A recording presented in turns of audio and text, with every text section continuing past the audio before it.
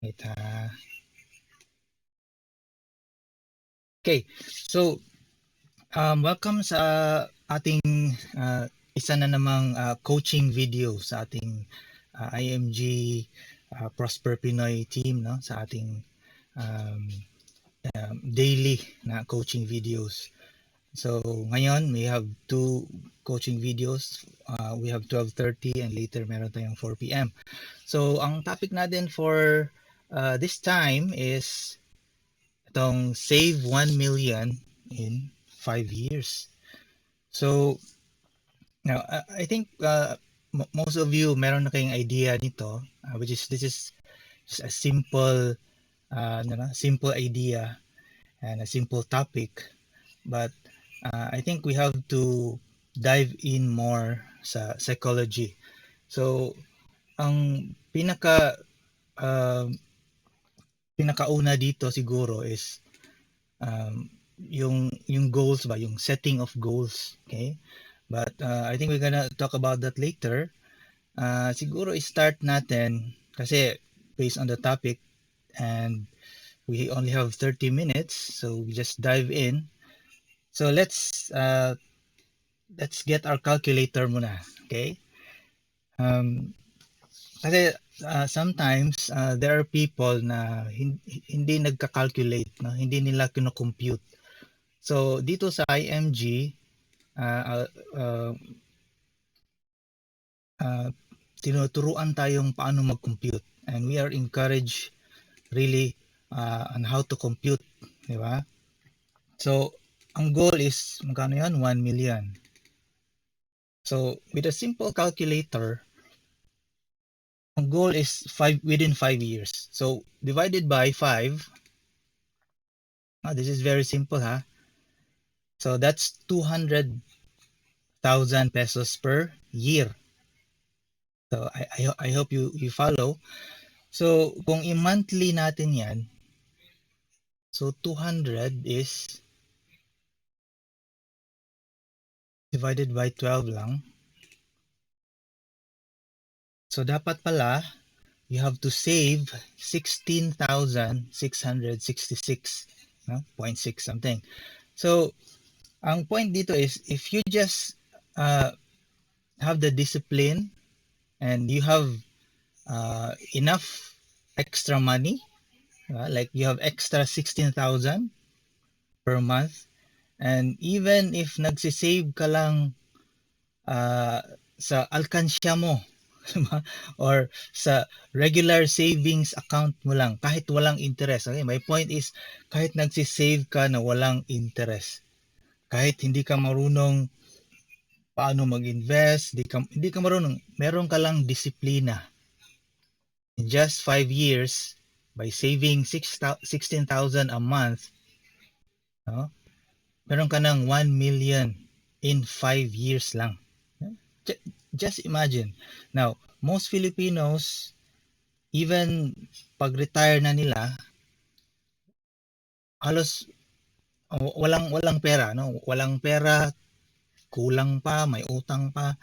And how many Pinoys do you know na when they retire, meron silang 1 million in cash na sinave nila? I'm not talking about yung pension galing sa SSS, galing sa GSIS.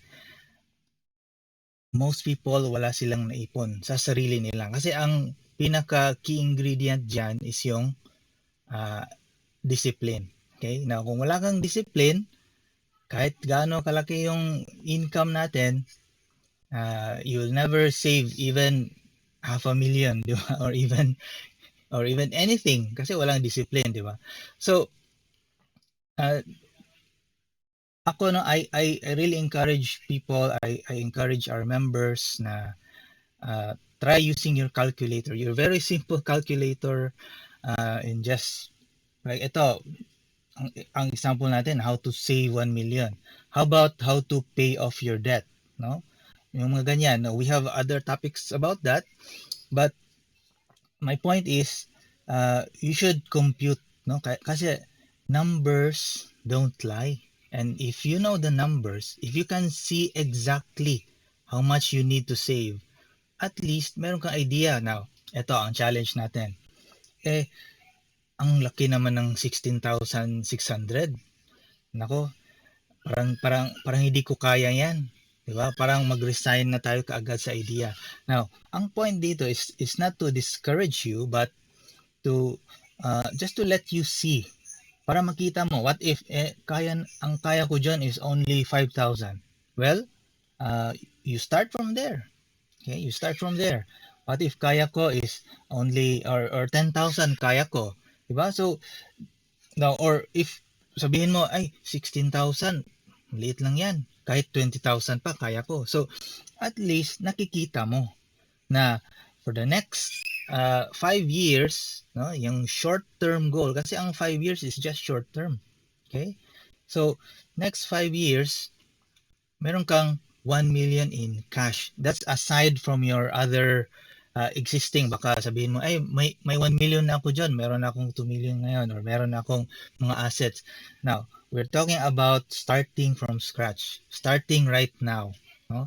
Even amidst dito sa crisis natin ngayon, kailangan natin look forward and think of our next goal. No? So try this one. No? Make this your next goal to achieve even at minimum 1 million. So 16,000. Now, let's go to the next Ito. So I think itong mga ganito medyo familiar sa mga 'di ba? Yung mga shopping sites. So parang ganoon din, you choose. No? Tayo lang ang pipili kung saan gusto natin. Natin. So, dito muna. No? Save million in 5 years. Now, dito muna sa good. Simple saving. So, nakikita natin dito is 16,667 per month. So, ang kailangan mo lang, meron kang disiplina at enough income, no? Enough cash flow. Now, what if sabihin mo meron akong disiplina, pero I don't have enough income. Okay? So, or meron akong extra na ma-save, pero parang hindi aabot sa 16,000. Well, let's try choosing in the middle, itong the better option. So, ito, instead of simple saving lang, this is saving and investing. Okay? So, saving and investing, makikita natin dito na parang nag-lower yung per month, di ba? So, 12,000 around, ito, estimate lang around 12,400 plus per month, assuming na you are investing in a 10% per year na return, okay, or growth. So makikita mo mas kaya pala na ano ang dinagdag natin. So, diba, meron ng discipline, may enough income, no, kasi may extra income ka namang pag-save, but you have also this one, financial education. Okay? So tingnan natin kung pwede pang ma-zoom. Okay. So you have discipline, enough income, and financial education. So that's the better choice. So ang key pala, no, isang key dito is yung financial education. Now, I know most of us dito familiar na sa term na financial education, kaya nga nandito tayo, di ba, sa ating coaching videos, kasi we are here to learn about how to improve ourselves sa pag-manage sa ating financial life, di ba? So financial education, marami tayong mga videos diyan, marami tayong topics, marami tayong webinars, and I invite everyone to attend our webinars, no, para mas maiintindihan at saka ang pinaka-importante dito is knowing how to let money work for you, learning the power of compound interest, no? And pwede nating abangan yan. Meron tayong mga upcoming coaching videos regarding Rule of 72, how to use your financial IQ, financial knowledge to really to save. No? Kasi ito, nakapag-save ka na, kasi marunong ka mag-invest, pero kung tingnan natin, parang malapit lang siya sa 16,000, di ba? Kasi 12,000. So meaning, sa current income mo ngayon, you have to subtract that 12,400 from your own money, di ba? From your own income every month. Okay? Kahit marunong kang mag-invest. Kasi ang goal natin is ito lang, is save 1 million in 5 years. And just to give you an idea, na ang compound interest, it works best kung long term. Now, as I've said, ang 5 years is not long term, no? It's just parang short term lang talaga kasi 5 years lang, no? But ang point dito, kung marunong ka, you know how to let money work for you, not against you, but money work for you. Kung wala kang utang, meron kang pang saving, meron kang pang invest, with the financial education you have, you'll be able to save already. Okay? Now, how do you get financial education? Just by joining IMG, becoming a member, be part of our financial education program, join our campaign, you will have this knowledge, and it will be way worth it. You pay the membership, become part of the team, avail of the benefits, avail natin yan lahat, and you will learn how to invest. And ang pag-i-invest, hindi kailangan sophisticated. Ang investing is just very simple. Okay, so dito sa IMG, we teach everyone, kahit sino pwede. Okay, hindi kailangan may background ka sa finance, hindi kailangan may marunong ka sa mathematics, hindi. Ito, may calculator ka lang, no? Or may enough education ka lang, at ang pinaka-importante is yung disiplina. Kasi itong example dito is really all about discipline, kasi 5 years yan. Ang 5 years, yes, it's not that long, but it's not too short either, no? Within 5 years, marami sigurong mangyayari, maraming mga unexpected expenses. So, if kulang ka sa disiplina, sabihin mo, ay, may pangbayad sa tuition ngayon kasi hindi ka nag-save, di ba? Hindi ka nag-budget. So, yan, mga topics na yan, tinuturo natin sa IMG. Okay? And, so, dito na tayo sa best option. Move natin na. Okay. So, ito yung best option. Now, earn extra, you save and invest. Now, alam na natin yung save and invest. Now, if you earn extra, nakikita natin dito is, di ba, question mark. So, meaning, depende sa'yo yan. Why? Ito, kung may extra income ka, let's say, extra income mo is starting 5,000 a month. Or let's say 10,000 a month kasi masipag ka. Now, meron ka ng 10,000 a month, so konti na lang idagdag mo from your own personal income, tapos i-save and invest mo dito. So, let's say, ang kulang 2,000 na lang. So, you just need 2,000 more with your extra income. You save that. You don't spend your extra income. You save your extra income. Okay? You save that for 5 years. And after 5 years, you become 1 million richer. Na kung wala ka pang net worth na 1 million, so hindi ka pa millionaire. So, for the next 5 years, you will become a millionaire. Diba?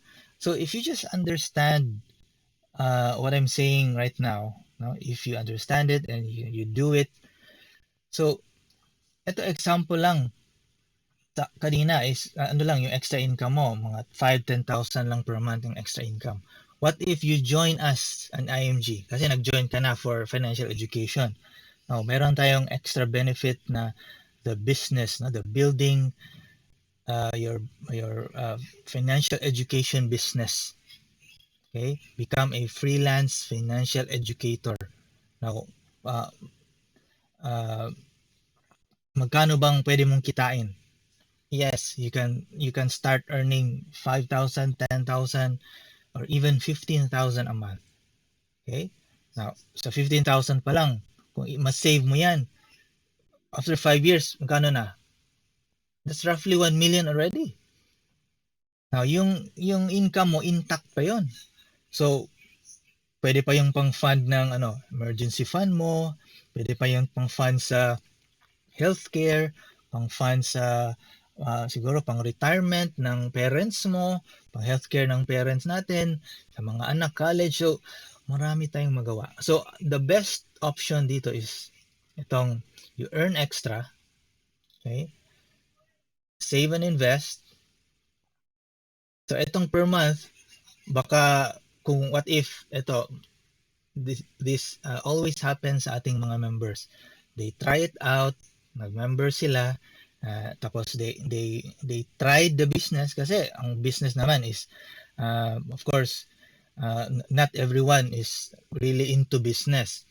So but you can try, okay? There's no harm in trying. So actually there's more harm in not trying. Okay? Remember that. Okay? So most of them nag-try lang tapos sinubukan nilang mag-earn ng income. Now what they did is just very simple. Sharing financial education, sharing our online financial classes, sharing these kinds of classes sa mga kaibigan and loved ones natin kasi we care for them. Okay? So, yan lang ang pinaka main responsibility ng isang financial educator. I know marami pang matututunan at saka pwedeng gawin, pero ang pinaka overview dyan, for those who are new here, baka may question kayo, ano ba ang trabaho ng isang financial educator? Baka mahirap yan, no? Ang natapos ko is ito, or wala akong natapos, hanggang dito lang ako, or ang field ko is sa medical. So, don't worry, kasi ang main responsibility mo lang is just to share. Hindi kailangan na ikaw yung mag-explain. Yes, eventually you will learn, but as a start, just share our concept. This one, right now you're attending. This is a very simple concept, but most people don't even do this. Don't even compute. Don't even try to project something. Okay?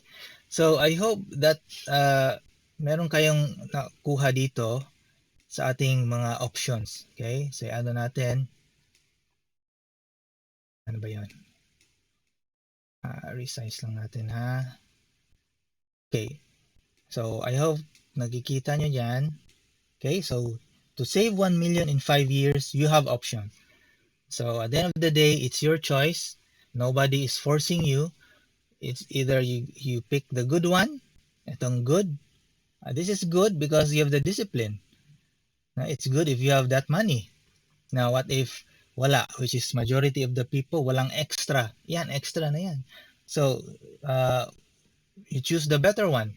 Educate yourself financially. Learn financial education, learn compound interest, learn with us. Okay, so you still have to join IMG, okay, to learn. And the best thing about that, after joining IMG, our business program is part of the benefit sa pagpa-member. So it's free to try. Okay? Always remember that kasi tayo mahilig tayo sa mga free to try, di ba? May mga trial, mga software, may mga trial, lahat na lang may mga trials, di ba? We want to do that.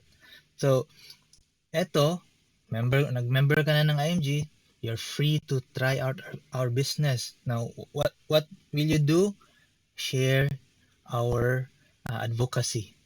And to get more details about that, ask your friend, ask your trainer, kasi everyone who joins will be assigned a trainer. So lahat ng magjo-join, merong trainer. So don't worry. Okay, meron tayong enough support system. So Kaya I really urge everyone na mag-join sa IMG, especially ngayon, no? And in IMG, you can do this online also. So kung lagi tayong nasa Facebook, lagi tayong nasa social media, no, I'm not saying it's totally bad. You use it also to be productive. Okay? Share to your friends, or baka marami kang mga followers, baka pwede mo ring ma-share sa kanila. Maybe makakatulong. Kasi talagang, no, in all my years dito sa IMG, every time I share about saving and investing and saving for the future, wala talagang nagsasabing na masama ang mag-save. Diba? Kasi saving is just saving. It's for your future. Okay? So, walang masama na magtuturo tayo ng saving. Okay? So, I urge everyone also to try out the best option. Okay? Choose this one. But, at the end of the day, it's your choice. Okay? So, now, malapit na tayong mag-time. So, a few minutes na lang. But, before that, I'll just share with you a quote, no? Dito. The trouble with not having a goal is that you can spend your life running up and down the field and never score. Okay? So, let that sink in. Okay? Now, most people walang goal. Okay? Kung sa ano pa, kulang, di ba? Minsan, or may goal pero kulang. Sa Bisaya pa, kuwang, di ba? Kuwang goal daw, di ba? Sa joke nila, kuwang goal. But, eto, seriously, ang goal is really important. Kasi kung hindi ka, ano ba, kung hindi ka nagre-renew ng goals mo, I know marami tayong goals in life, but itong tinuro natin today, just to achieve something. Let's say, nag-start ka ngayon. Tapos, sige, gusto kong maging isang 1 million richer after 5 years. Gagawin ko. Now, what if you fail? Kasi most people are just afraid to fail. Kaya hindi nila inuumpisahan. Kasi talagang takot sila ma-fail. What if wala ring mangyayari, ganun pa rin. So, mga what ifs in life. No? Pero what if kalahati lang? Kalahati lang na kaya mo. Will you be sad? You're still 500,000 richer. And what if na-hit mo yung 1 million? Well, that's a very good scenario. What if you hit more than 1 million? And in IMG, I have seen a lot of people, a lot of members who have done that. In less than 5 years, just even 2-3 years, na-achieve na yung 1 million. And now, after achieving the 1 million, what will you do? You set another goal. You don't stop setting goals. Kasi ang buhay naman is just about achieving one goal after the other. Okay? It's either goal for your family. Kasi ito, we're talking about pera. But it's not actually just about the money. No? It's about what the money can do for you. No? Imagine, you can have the extra time. You can have the extra peace of mind. You can have emergency funds. Just like now, I know maraming tao dito na they wish meron silang emergency fund. Diba? Kasi maraming tao ngayon na kawawa, na they are very scared. Maybe for the next 2 weeks, 1 month, kasi baka wala na silang trabaho or wala silang makain, ganon. So they are very scared, and it's not good to be scared and stressed all the time. Yan ang number one cause ng mga sakit sa tao. Health problems.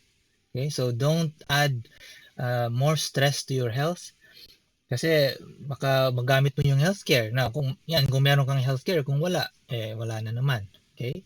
So that's the goal. Okay? And lastly, before we end, remember that setting goals and then working ridiculously hard to achieve them sets you on the path of living a purpose-driven life. Okay? Kasi we all know na ang only hardworking people are really rewarded. That's even biblical, di ba? Yung mga people who doesn't work hard, and sometimes it's sad to see, no, na some people na yung mga tamad pa ang mga feeling entitled, di ba?